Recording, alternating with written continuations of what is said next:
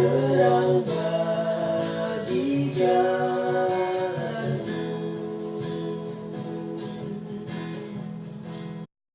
Shalom saudara-saudara yang terkasih dalam Tuhan. Selamat berjumpa kembali dengan acara kami, yaitu Teologia Sederhana. Saat ini kita akan belajar satu tema, yaitu pentingnya belajar urut ayat suatu kitab dalam Alkitab.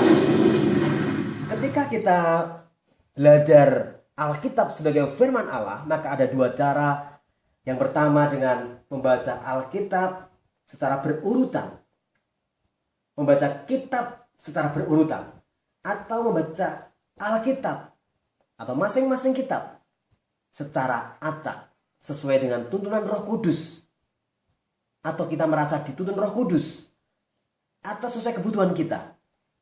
Kita tidak sedang menyalahkan cara membaca Alkitab. Salah satu kita salahkan tidak seperti itu, tetapi kita akan belajar bahwa ada suatu berkat ketika kita membaca firman Tuhan, belajar firman Tuhan secara urut, baik urut Alkitab maupun urut suatu kitab. Dan juga ada suatu resiko ketika kita membaca firman Tuhan secara acak.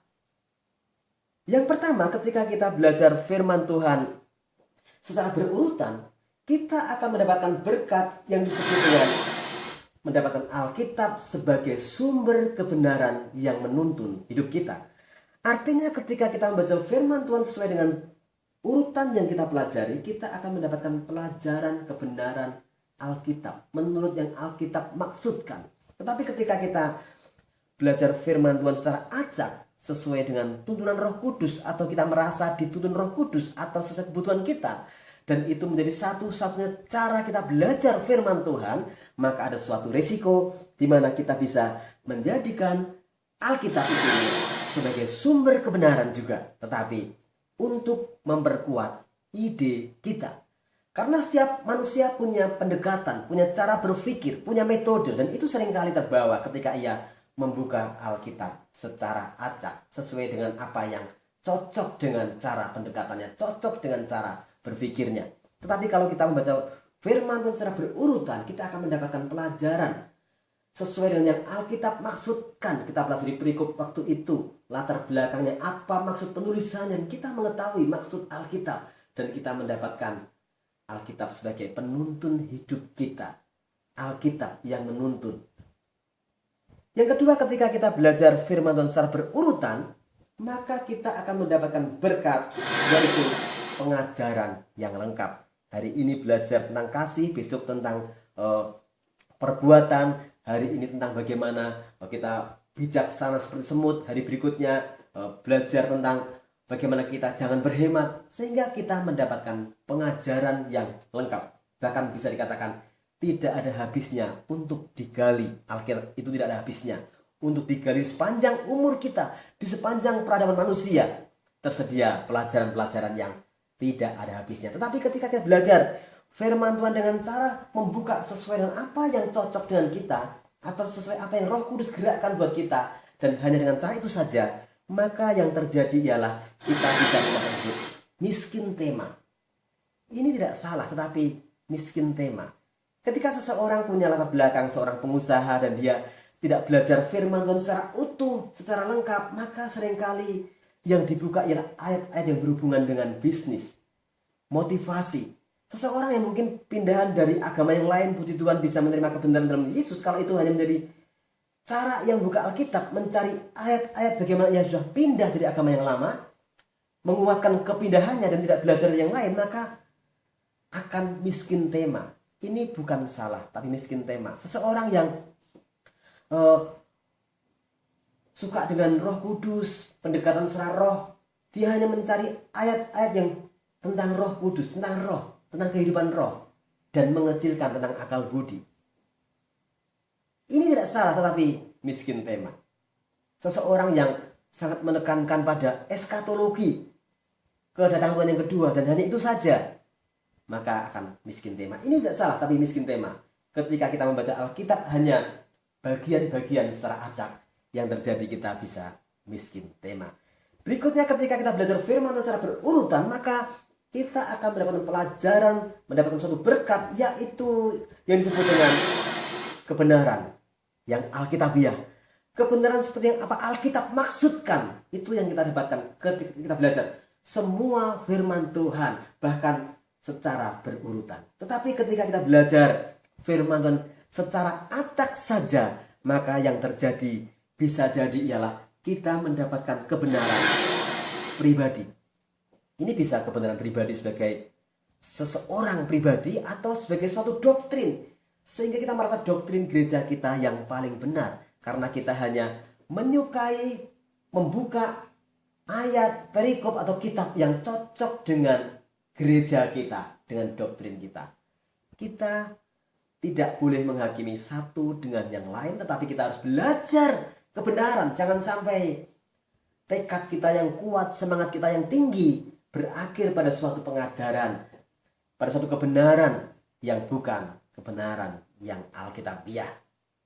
Ada suatu analogi yang sudah sering kita dengarkan, bahwa Alkitab firman Allah itu adalah makanan buat jiwa kita, buat rohani kita. Seperti halnya makanan di dunia ini buat tubuh kita. Ada banyak makanan yang tersedia, tetapi itu pun juga tubuh kita harus makan semuanya. Artinya jangan makan yang kita sukai saja. Dan seringkali makanan yang paling kita sukai itu sebenarnya bukan yang dibutuhkan oleh tubuh kita. Dan makanan yang tidak kita sukai seringkali justru yang dibutuhkan oleh tubuh kita. Ketika kita berdiet, maka kita justru dianjurkan untuk menghindari makanan yang kita sukai. Dan juga mengkonsumsi makanan yang selama ini tidak kita sukai. Demikian juga secara roh, secara kebenaran, secara rohani. Seringkali ayat-ayat yang paling kita sukai itu bukan makanan yang kita butuhkan. Kita sudah kuat di situ. Tetapi justru ayat-ayat yang tidak kita sukai seringkali itu yang sedang kita butuhkan untuk kesehatan manusia rohani kita. Seringkali kita menyukai suatu kitab, menyukai suatu ayat, menjadi ayat emas, dan itu tidak salah. Tapi kalau itu saja, itu sama dengan orang yang menyukai makanan tertentu dan justru tubuhnya akan sakit ketika ia hanya menyukai ayat yang dia sukai saja, makanan yang ia sukai saja. Tetapi ketika kita membaca Alkitab secara berurutan, kita akan makan semuanya. Kita akan belajar semuanya. Kita akan mau dibentuk dari semua sisi dari yang Tuhan maksudkan. Alkitab yang kita percaya ini bukan kitab yang diturunkan langsung jadi menjadi suatu kitab, tapi ia merupakan kitab hasil kumpulan tulisan perjalanan umat Tuhan dan juga perjalanan bagaimana Tuhan menyatakan diri dalam kehidupan manusia. Kalau gambaran sederhananya seperti ini. Nasihat-nasihat yang dikumpulkan. Ketika seorang tua dan anaknya sedang berjalan naik sepeda, ada suatu situasi di mana jalannya naik, maka orang tuanya akan menasihati anaknya. Nak, digenjot nak, digenjot yang kuat nak, kapan kita sampai? Contoh sederhana. Ini menjadi suatu ayat, contoh sederhananya. Anaknya mengerjakan perintah ayahnya dengan bagus karena kondisinya seperti itu. Nak, digenjot nak, digenjot yang kuat nak, kapan kita sampai nak? Dan anaknya menuruti nasihat orang tuanya, dan ini bagus sekali. Akhirnya bisa berjalan dengan baik sampai pada tujuan. Sebaliknya situasi yang lain ketika jalannya turun, maka nasihatnya berbeda. Nak, direm nak, hati-hati nak, jangan buru-buru. Ini juga dicatat. Menjadi perintah yang bagus untuk kondisi yang seperti itu. Sehingga anaknya berhati-hati, mengerem. Nak, hati-hati nak, direm nak, jangan buru-buru nak. Sehingga ketika ini yang terjadi dan anak ini menuruti perintah orang tuanya, berlangsung dengan baik. Tetapi ketika nasihat ini diambil pada waktu yang salah, ketika jalannya nanjak, anak ini ingat dengan nasihat, nak, direm nak, hati-hati nak, jangan buru-buru nak. Maka jalan nanjak dan dia rem, dia tidak buru-buru, yang terjadi dia tidak akan berjalan, dia akan ngerem dan tidak berjalan. Ini contoh sederhana, namanya juga teologi sederhana. Direm, nggak berjalan. Karena nasihatnya tidak pada waktunya. Tidak berjalan. Sebaliknya dalam kondisi yang lain ketika jalannya turun, ya ingat nasihatnya. Digas nak, digenjot yang kenceng nak. Kapan kita sampai nak, digenjot yang kenceng. Maka jika dia kerjakan nasihat yang itu pada kondisi seperti ini, yang terjadi ialah seperti ini. Ini merupakan gambaran sederhana bahwa firman Tuhan pun juga berisi nasihat-nasihat yang sangat lengkap. Berisi nasihat-nasihat sesuai dengan situasi kondisi pada perikop ketika ia disampaikan. Sehingga kita perlu belajar urut Alkitab supaya mengetahui maksud dibalik nasihat itu apa. Sehingga kita bisa mengerti esensinya dan kita tidak menggunakan dalam kondisi yang salah.